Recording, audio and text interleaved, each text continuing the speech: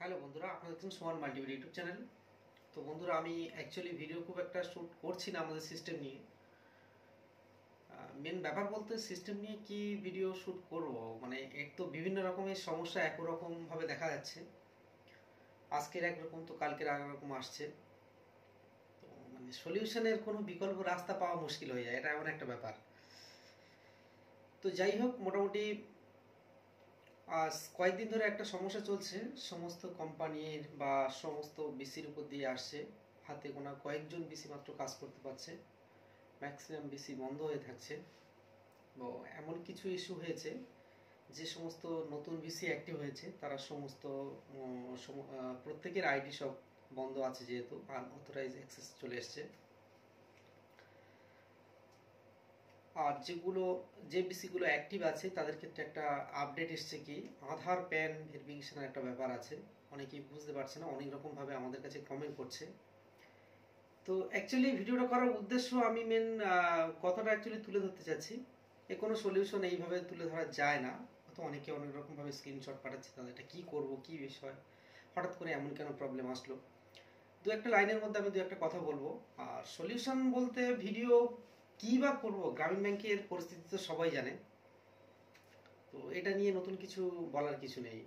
তো এদের নিয়ে মানে আমরা নিজেরাও, কারণ আমরা তো দীর্ঘদিন যাবতের সমস্যার মধ্যে পড়ে আছি। যারা নতুন আসছে তারা তো মানে আরও কি হবে সেটা তো ভাবার বাইরে। তো যাই হোক, যে প্রবলেমটা চলছে এখন, একটা আধার প্যান ভেরিফিকেশনের একটা অপশন আসছে, যেটা যাদের আধার কার্ডের সাথে প্যান কার্ডের নাম, ডেট অফ বার্থ দুটোই অ্যাডজাস্ট আছে।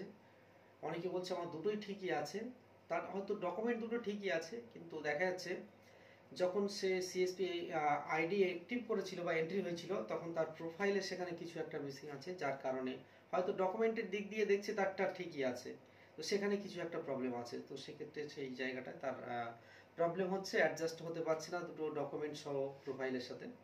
তো সেই প্রবলেমের কারণে হয়তো লগ ইন করতে পারছে না।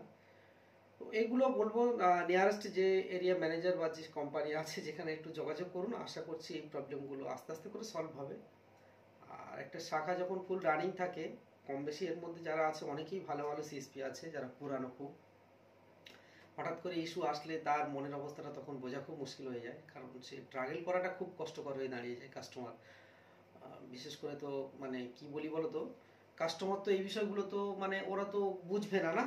তো সেই জায়গায় দাঁড়িয়ে একটা শাখা মানে সেই সমস্ত কাস্টমারের উপর দিয়ে মানে চালানোটা, তাদের সেই সমস্যার কথাটা তাদের কাছে তুলে ধরাটা অনেকটাই চাপের হয়ে দাঁড়িয়ে যায়। এটা আমরা তো বুঝি কম বেশি।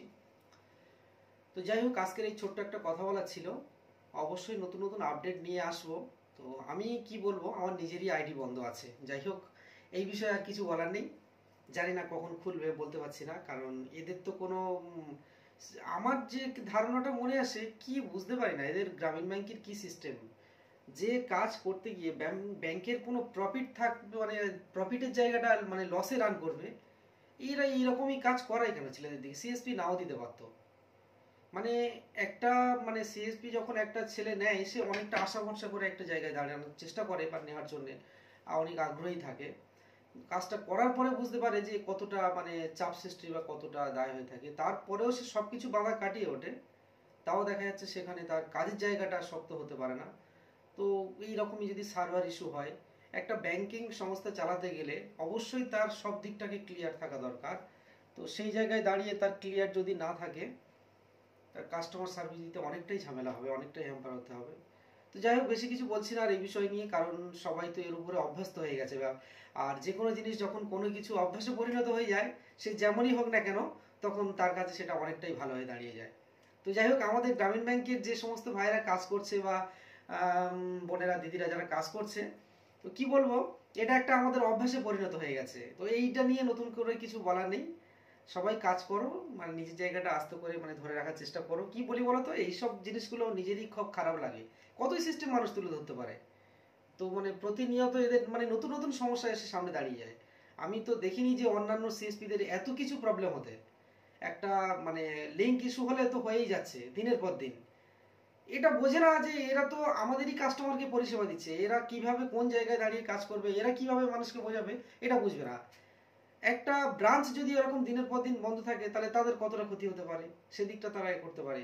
কিন্তু কোনো আরো অন্যান্য কোম্পানি যারা সিএসপি আছে বা বড় বড় যেসব ব্যাংকগুলো আছে, আমি ছোট বড় প্রশ্ন এখানে করছি না, তো তাদের এতটুকু প্রবলেম হয় না। কারণ আমরা তো কাজ করেছি, দেখেছি বন্ধু বান্ধব সবাই কাজ করে ভালো ভালো সিএসপি নিয়ে। যাই হোক, আজকের এইটুকু তথ্য দেওয়ার ছিল। অ্যাকচুয়ালি এই বিষয় নিয়ে আমি আর বাড়াতে যাচ্ছি না, সবাই এর উপরে আমরা অভ্যস্ত হয়ে গেছি। শুভরাত্রি, অবশ্যই সবাই ভালো থাকবেন। চেষ্টা করবো আর নতুন নতুন আপডেট কিছু নিয়ে আসার জন্য।